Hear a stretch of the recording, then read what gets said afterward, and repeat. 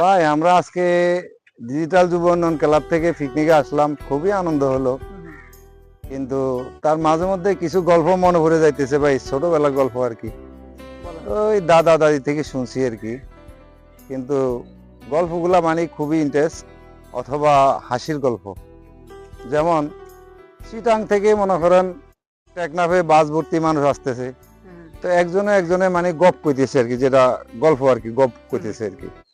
কি বলতেছে, কয় ভাই আমার দাদার দাদায় রাঙামাটি থেকে একটা বাস আনছে, 3টা জাহাজে করিয়া বাইন্দা। তো এই বলার পরে আরেকজন বলতেছে, ভাই এত বড় বাস আনছে। আরেকজনে বলতেছে, 3টা জাহাজে করিয়া বাইন্দা এত বড় বাস আনছে, এত বড় বাস কি জন্য? আরেকজন বলতেছে, ভাই আমার দাদার দাদায় একটা কুয়া কাটছে 1 লক্ষ লোক দিয়া।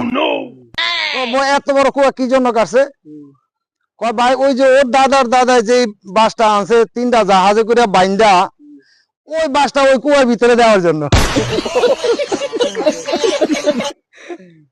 আরেকজন কইতেছে, ভাই চন্দনাইশ ক্ষেতের ভিতরে একটা মরিচ হয়েছে 3 পাবা ওজন। তো কয় ভাই এত বড় মরিচ দিয়ে কি করবো? এই আক্তার কামালের মতন যারা এই আভাটা গপ কয় তাদের ফোন দিত।